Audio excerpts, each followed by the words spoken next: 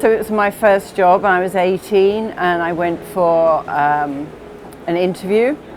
Norman, his wife Wendy, Richard and Sue, they were all there, and I found it quite intimidating because they were also stylish, very young. I was thinking my bosses were only going to be 10 years older than me. I had always imagined architects, well, and I know since a lot of architects' offices, the partners are quite old, and then you have maybe a few assistants. But it was just so different because everybody was such a team. It was, I thought, very quite special. What really struck me was I was told that the most important job of my day was to make coffee in an Italian metal coffee pot. Well, I'd never seen one before. Each week we would get a bag of coffee beans delivered from the Algerian coffee stores and would arrive. I had never seen fresh beans. You know, this was the 60s and it was just fantastic. Make the coffee, take it out, and that was the special time of the day for everyone. But it was really special because people drank instant coffee then, you know. Nobody drank proper coffee. Where we worked, of course, was very different from what you'd expect because they were young, kind of struggling architects and just starting off. And so we worked in a first floor flat in a residential street. My office was tiny, and then there were two rooms and a kitchen and bathroom. They were working on Creek Vean, the Jaffe House, Murray Mews, Reliance Controls.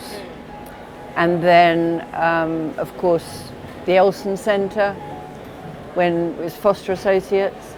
Well, I loved Reliance Controls. I really did. I'd never seen anything like it. Thought it was brilliant. I loved the Creek Vean House too. You know, I suppose because of the setting, it was just beautiful, beautiful. And I've seen that quite recently, it's still beautiful. I just remember it as incredible fun, really good fun.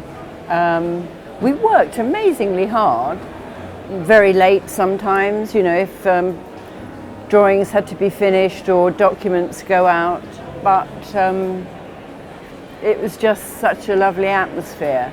And very small team. I wasn't a designer, I wasn't an architect, but because we were only 6 people, really, 7 people in the studio, you had to get involved.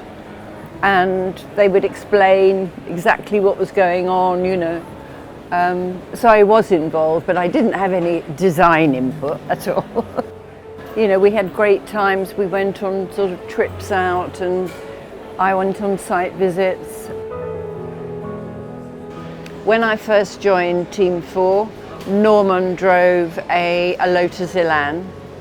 It just shows how, right from the start, Norman was so interested in engineering and precision. Norman's practice is massive now, but it allows the possibility for smaller practices and for people to be aware of how architecture can change lives. I suppose Norman and Richard were trailblazers and raised the status of architecture.